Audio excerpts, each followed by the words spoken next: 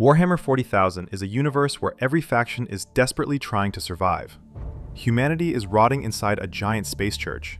The Eldar are one bad emotion away from summoning a demon lawsuit. The Necrons are ancient robot skeletons with super cancer and landlord energy. The Tyranids are basically if an all-you-can-eat buffet developed legs. And then there are the Orks. The Orks are not trying to survive. The Orks are not trying to build a better future. The Orks are not trying to understand the deeper philosophical meaning of existence. The Orks are here to punch a tank, glue a machine gun to a shopping trolley, paint it red, scream Waaagh, and somehow become one of the most successful species in the galaxy. They are fungus football hooligans with guns. They are idiots. They are geniuses. They are nature's perfect creature. And today, because I am a silly little lore goblin trying to guide you through this radioactive Wikipedia article we call Warhammer 40,000, we're going to explain the Orks, where they came from, how they work, why their technology is basically weaponized stupidity, and why they might genuinely be the happiest creatures in the entire Grimdark universe. Even if you already know Ork lore, stay anyway. Because this is GrimDerp, and we are legally required to make at least 3 jokes about British people, mushrooms, and workplace safety violations. To understand the Orks, we have to go all the way back to the War in Heaven, which is Warhammer's ancient space magic era, where everyone was either a god, a psychic dinosaur, or a depressed metal skeleton. Basically, the old ones were these ancient, super advanced beings who looked at the galaxy and said, "What if we made a bunch of psychic bioweapons and hoped there would be no long-term consequences?" Excellent plan, very responsible, 10 out of 10, no notes. The old ones were fighting the Necrons and the Catan, who were basically star gods with the social skills of a Twitter argument. The Necrons made a horrible deal with these cosmic energy vampires, got turned into robot skeletons, and immediately discovered that eternal life is less fun when you no longer have skin, snacks, or genitals. So the old ones needed soldiers, and one of the species they created were the Orks. The Orks were the original super orcs, bigger, stronger, smarter, and much more terrifying than the average green idiot we know today. Imagine if a modern orc went to university, took steroids, read Sun Tzu, and then bench pressed a Baneblade. That was a Ork. But over millions of years, after the War in Heaven ended and the galaxy became the cosmic toilet fire we all know and love, the Orks degraded into the Orks. So, in a way, Orks are the galaxy's most successful failed science project. They were created as weapons, and unlike every other ancient weapon in 40k, they never stopped working. They just got dumber, louder, and somehow more fun. Now, if you're wondering how Orks reproduce, congratulations, you're already asking a cursed question. Orks are not mammals. They do not date. They do not flirt. They do not have awkward Tinder bios saying, "just here for a good time and maybe a Waaagh." Orks are basically walking fungus. When they fight, bleed, die, or generally exist near soil, they release spores. Those spores grow into more orks, plus other orkoid creatures like Gretchen, snotlings, and squigs. This means fighting orks is like trying to remove mold by punching it. You kill one ork, and congratulations, you may have just planted 20 more. This is why orks are almost impossible to permanently get rid of. If they invade your planet, even if you technically win, you now need to spend the next several decades checking every cave, swamp, sewer, forest, and suspiciously angry mushroom patch. Because one day, a little green idiot is going to crawl out of the dirt, find a rusty pipe, and begin the long, sacred journey toward becoming a problem. And orks are built for violence. Their bodies are absurdly tough. They can survive injuries that would turn a human into lasagna. Their pain tolerance is ridiculous. Their idea of emergency surgery is a pain boy hitting them with a wrench and saying, "You'll be right, you git." And because they grow bigger and stronger the more they fight, orc society naturally rewards the biggest, meanest, loudest psychopath in the room. Which, to be fair, is also how some group projects work. Orc society is very simple. The biggest orc is in charge. That's it. No elections, no senate, no HR department, no 900-page imperial bureaucracy form asking whether your chainsword has been blessed by a certified priest. If an orc wants to be leader, he beats up the current leader. If he wins, he is now the boss. If he loses, he is now a cautionary tale with fewer teeth. At the bottom, you have Gretchen, also called grots, who are smaller, weaker, sneakier, and generally treated like unpaid interns with worse dental care. Above them are the boys, the regular orcs. These are your average green lads who enjoy simple pleasures, fighting, shouting, shooting, looting, and asking deep philosophical questions like, "Can I hit that?" Above the boys are knobs, bigger orcs who have survived enough fights to become chunky middle management. And at the top is the war boss, the biggest and most terrifying orc around. A war boss is not respected because of charisma, policy, or leadership training. He is respected because if you disagree with him, he can physically fold you like a deck chair. This makes orc society brutally simple, but weirdly efficient. Everyone knows their place, because their place is determined by whether they can survive being punched in the jaw. 0 out of 10 for workplace safety, 10 out of 10 for clarity.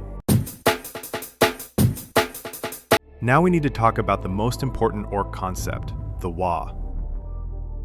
A Waaagh is not just a battle cry, it is a crusade, a migration, a religious experience, a lad's holiday, and a galaxy-wide pub brawl all rolled into one. When enough orcs gather together under a powerful war boss, their psychic energy starts building. They get more excited, more organized, more dangerous, and significantly more annoying. The more orcs there are, the stronger the Waaagh becomes, and the stronger the Waaagh becomes, the more orcs are drawn to it. It's like a music festival, except instead of overpriced drinks and bad camping, there are flamethrowers, chopped up tanks, and 30 million green men screaming at the sky. The Waaagh gives orcs purpose, and their purpose is violence. But not depressing violence, not grim, tragic, Horus Heresy, father never hugged me violence. Orcs love it. To an orc, battle is not trauma. Battle is a good day out. If an orc gets into a fight, he is happy. If he wins, he is happy. If he loses but survives, he got a good scrap, so he is happy. If he dies, he probably died doing what he loved, being an absolute menace.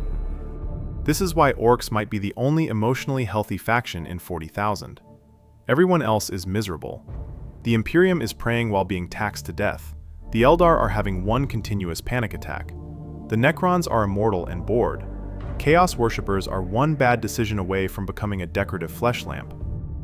Meanwhile, the orcs are thriving, every day with clear goals, strong community bonds, physical activity, and a hobby they're passionate about. Honestly, better mental health routine than most of us. Now we get to the funniest part of orc lore, their technology. Orc machines should not work. Their guns are often made from scrap, vibes, and what appears to be several workplace violations stacked on top of each other. Their vehicles look like someone gave a toddler access to a junkyard and a welding torch. Their spaceships are basically flying garbage bins with engines. And yet, somehow, they work. Why? Because orcs have a collective psychic field. Now, important note before the lore police kick down my door. This does not mean an orc can pick up a banana, believe it's a plasma cannon, and delete a titan. It's not full cartoon magic. But orc belief seems to nudge reality a little bit. Their machines work better than they should. Their guns jam less than they should. Their vehicles go faster than they should. Their stupid plans succeed more often than they have any right to. The most famous example is color theory. To orcs, red things go faster. So if they paint a vehicle red, it genuinely might go faster. Blue is lucky. Yellow is extra explosive or valuable. Black is tough. Purple is sneaky. And because no one ever sees a purple orc, clearly purple orcs are the sneakiest. That is science. Do not question it. This is where mech boys come in. Mech boys are orc engineers, except instead of going to university, the knowledge is basically built into their fungus DNA. A mech boy can look at a pile of scrap metal and say, yeah, I can make that into a gun. And then he does. Does he understand why it works? No. Does it matter? Also no. Because 5 minutes later that pile of scrap is launching rockets, screaming, and violating several laws of physics. 8 out of 10 engineering. -2 because the safety manual was eaten by a squig. Orcs also have specialists, which is a generous word for green lunatics with job titles. Pain boys are orc doctors, which is horrifying, because orc medicine is less healthcare and more aggressive carpentry. A pain boy sees a wounded orc and thinks, what if I replaced his arm with a chainsaw? And the patient is usually thrilled, because orcs do not have malpractice lawsuits. They have enthusiasm. Then there are weird boys, orc psychers. A weird boy channels the psychic energy of nearby orcs, which sounds cool until you remember that nearby orcs are constantly screaming, fighting, and thinking about explosions. So weird boys are basically living pressure cookers full of green psychic nonsense. Sometimes they blast enemies apart, sometimes they explode, sometimes both. Then you have storm boys, who are weirdly disciplined orcs that use rocket packs. This is funny because disciplined orc already sounds like a hate crime against common sense.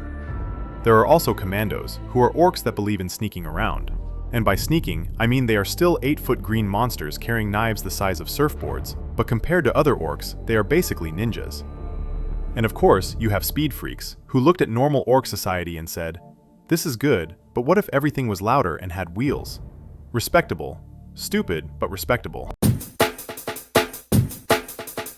So why are the orcs the galaxy's most successful idiots?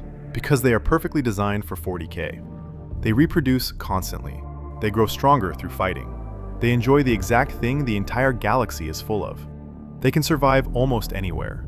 They turn scrap into weapons. They do not need stable government, supply chains, therapy, or fatherly approval. They are self-sustaining violence mushrooms. The Imperium has to maintain entire planets, fleets, supply lines, priesthoods, tax systems, and armies just to keep itself limping forward like a corpse in power armor. The orcs need dirt, scrap, and someone to punch. That's it. And when orcs get organized under a truly massive leader, they become horrifying. The Beast, for example, was an orc warboss so powerful that he nearly brought the Imperium to its knees after the Horus Heresy. This was not just some random green guy with a big axe. This was a strategic, empire-threatening, oh no, the fungus learned logistics level disaster.